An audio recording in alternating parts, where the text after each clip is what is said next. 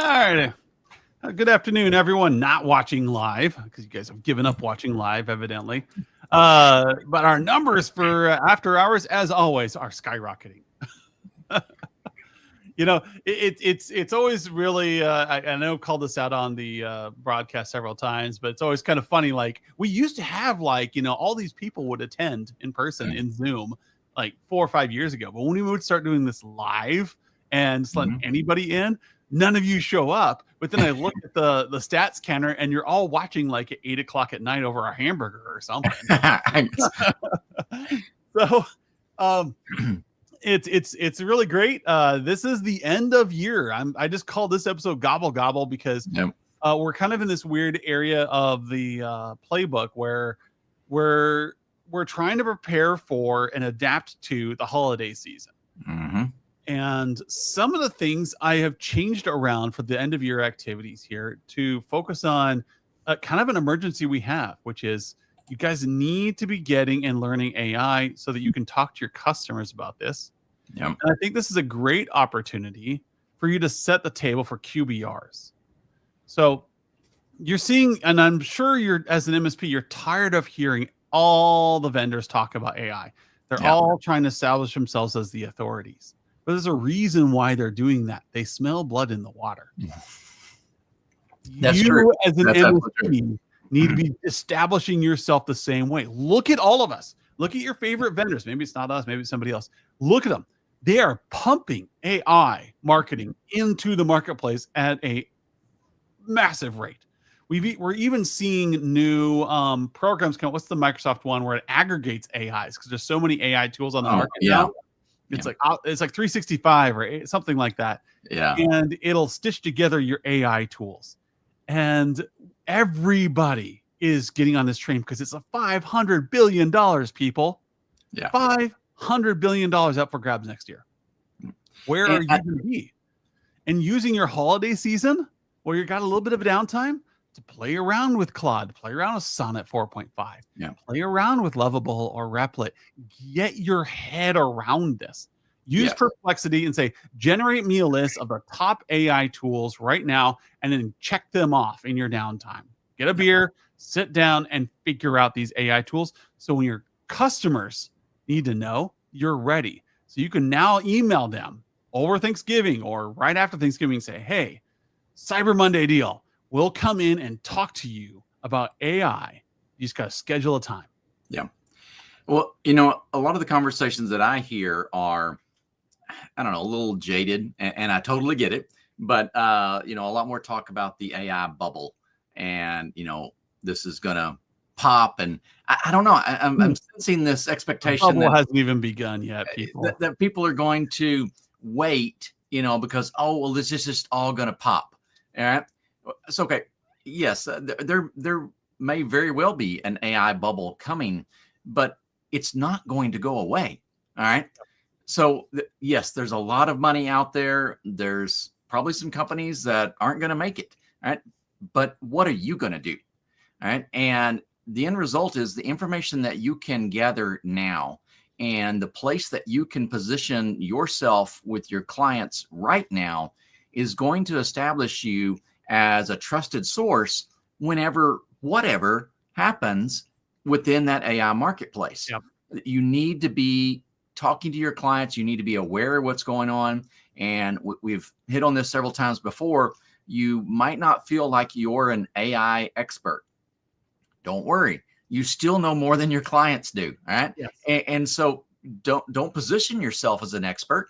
Just position yourself as an advisor, someone who is familiar with this technology, someone who can understand what's going on. When Adam talks about SQL injections, right? Most of your customers aren't going to have a clue.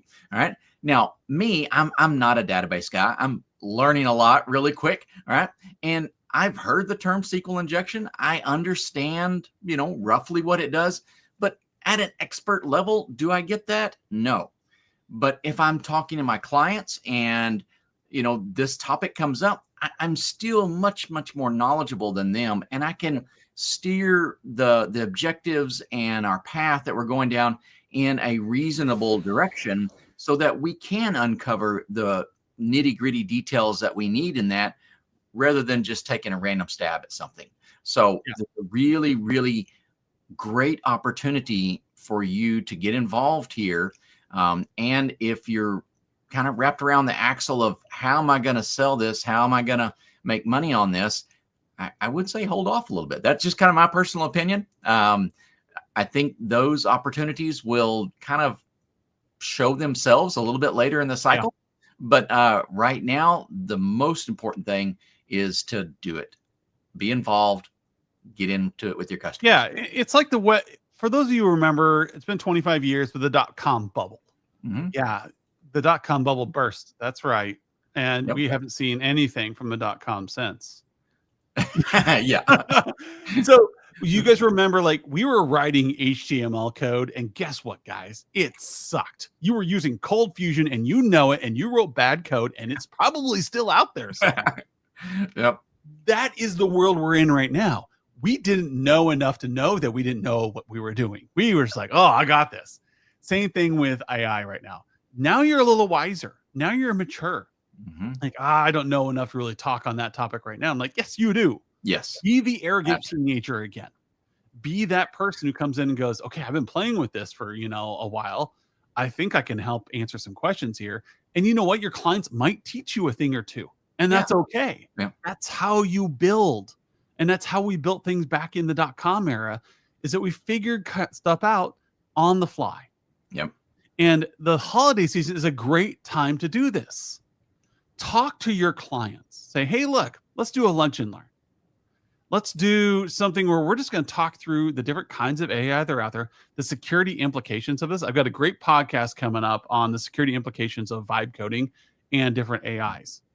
And we're going to talk through what it is that you need to be looking out for. And most MSPs and IT experts already have the answers. Mm-hmm. They're just old answers using old equations that are applied to new problems today. I don't care who you are. A regression analysis is still viable 100, 200, 300 years later. Yeah. You can still use old math to solve new problems. Why? Because math is math. Yep. And we can do the same things. We've learned these lessons in the dot-com era, in the Web 2.0 era, in the hypervisor era. Mm-hmm. It's just a new technology now. Yes, I, for one, think that we are on the edge of a very rapidly expanding bubble, but I don't know if it's ever going to go away. We're going to see a ton of apps hit next year, and we're going to see a ton fizzle out.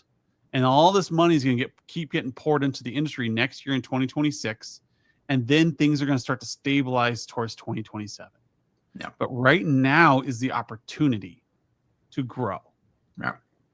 Well, and if to kind of key in on that bubble element, so I'm not a business major in any stretch of the term, right? But, kind of that source is that, you get an inflation without the counter support, right? The supply outstrips the demand, and the demand outstrips the supply, and we get this imbalance, and one of these variables keeps accelerating and the other ones don't.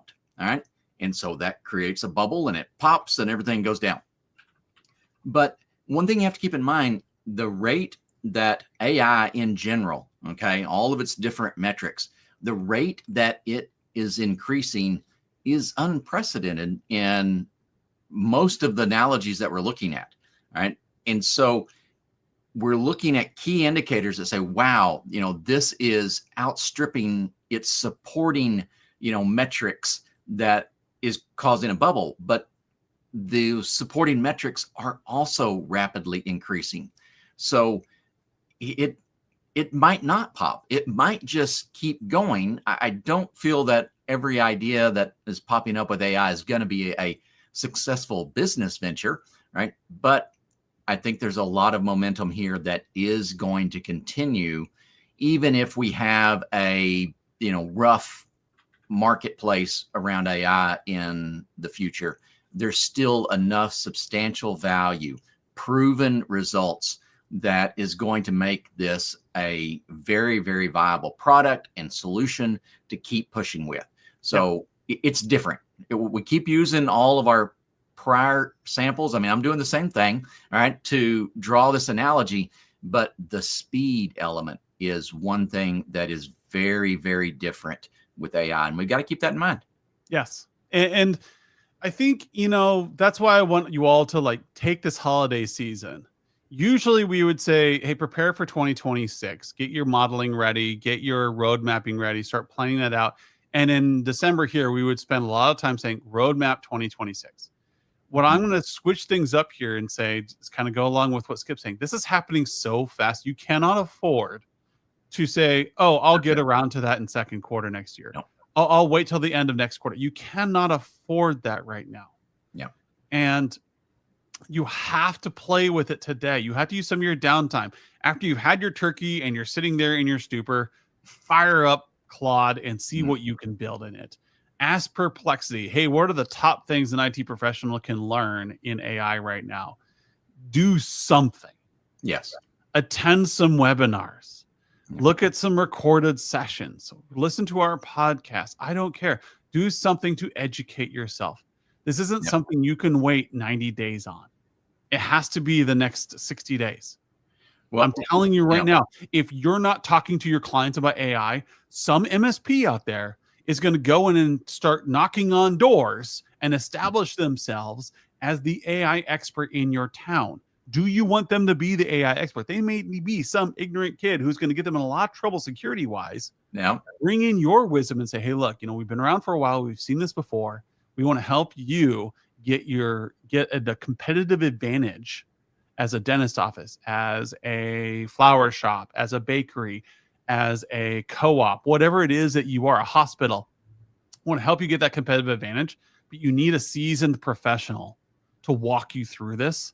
So let's sit down and create 4 or 5 sessions next January where we can do an audit of your environment. And whether or not you want to charge for those 4 or 5 sessions, those AI discovery sessions, is up to you. Yeah. And your relationship with your client. I'll leave that on you, but you have to do something. Even if you hate AI and you think it's a fad, you still have to go out and establish yourself as somebody who can talk on this. Mm-hmm. Well, and let me put this in a little bit of context. So if you've been checking out any of our previous, podcasts, these updates that we do, all of the content that we push out, what our priorities are. All right. It's about having those real conversations with your clients about their business. We've hit on that over and over and over again. So that's where we're coming from as a company. All right. Mm-hmm. And if you're looking at, the next activities that you're going to be doing the next few weeks, and you're going, I really wanted to start a strategic plan with my clients in January. I want to plan out what we're going to do. I want to get some good engagements. I want to do some key stakeholder interviews, or all these, really fun things that I keep talking about. I want to do those, or I can look at AI and start experimenting with some stuff from there. And you decide you can only do one. I'm telling you right now, do the AI. All right. You need to be in that space. Imagine being come and visit us and we'll help. But that's the priority you need to be focusing on right now. Yeah, I mean, imagine it's like 1999. So let's go back to the glory days. I loved working in the back of a PC shop. Shout out to Greg Fine if you're listening to these podcasts. Taught me a lot, or most of what I needed to know to start my career. But I gotta sit in the back of a PC shop, build white boxes, build really cool stuff. Like those, that was a great time of life.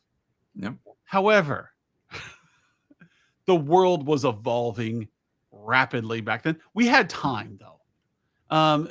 So you're working on schools just got to twisted pair, or they just got to Cat 5. Yeah. Schools had just gotten off of coax, and we're installing Blade HP switches. We're getting people on PCs, and it was a good time.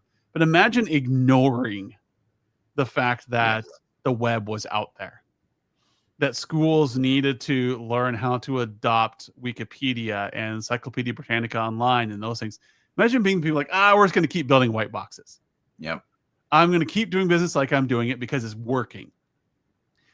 what could you tell yourself back then? Yes. Like, hey, look, this web thing's hitting. You're going to need to get on that and help your clients prepare for web integration. You're going to want, and back then that was a new concept. You'd say you need to learn about the World Wide Web. You need to learn about HTTP protocols. You need to learn about SMTP at a fundamental level. Then they'd be prepared to install Office 3, not Office 365. They're going to move to Outlook. They're going to eventually move to Office 365. All those principles are going to work. But then the hypervisor is coming. Imagine being a company in 2005 that said, the hypervisor sucks. I'm just going hardware based. Yep. You guess what? Bad things happen. That's where we are today. Well, I've got to realize that instead of it happening over 5 years, which the last two happened, this one's happening over 48 months. Yes. And we're about 12 months. That's the key part. And so for maybe some of your more grayish ones out there, I've got a really, really classic example of that very situation. So back around the mid 80s, around 1986, maybe 87, there was a pretty good size refinery, oil and gas refinery out in West Texas. And they were looking to do a new technology refresh. And they had an internal IT team, and they kicked off this initiative, and they were like, there's this new thing that IBM's putting out, these PCs that we put out on everyone's desk. And do we need to look at that? Or do we need to upgrade our System 36, our IBM mainframe? And the IT department dove into this, and they put together some report. I'm not sure where all the IT staff came out, but I knew there was one individual there that said, look, the PC market is where all of this is going. All right. And the powers that be or whatever in that organization decided, no, I don't think that's a good investment. And they really hard sidelined a lot of their PC, initiatives and doubled down on mainframe. And they spent a lot of money getting this up and going. And there was one IT person in that company and went, no, the PC era is really where it's going to be. And he quit, started back then it was a computer store, and created an incredibly successful business. In fact, less than 10 years later, that store was selling tons of PC equipment to that very company as they were taking their, I believe, close to $1 million investment in mainframe and throwing it out the back door, right? So it's very much that situation. But as we've said so many times, the time frame on this is so compressed. So you don't want to be that person's going, no, green screens are where it's at. I don't need that PC that people can take home. No, a green screen is the place to be. Don't be that one. Hey, green screen's efficient, and I love green screens. I mean, I usually change my command prompt to have a green font because I just like that nostalgic feeling. But no, don't put me on a, what was it, a 3270 IBM terminal? Oh my gosh, those are awful. All right. No, fantastic. They were fast. They made ding noises. If you did number 8, it would be a bell. The only good thing that was out of those was the keyboards, man. I did love those keyboards. Those keyboards were fantastic. Those were great. No, everything else, please no. So yeah, we're in a great spot, and you have a great opportunity. We're all looking at our business. We're all trying to, do the best to grow and be profitable. That's our jobs, right? And you may have laid down some plans for 2025 and may very well be into planning and executing on 2026, but you may need to come back and adjust that. You can't just simply put that, okay, well, we'll look at that after we've, completed this cycle. No, the time element here is a critical piece that you need to be aware of and acting on right now. Yeah.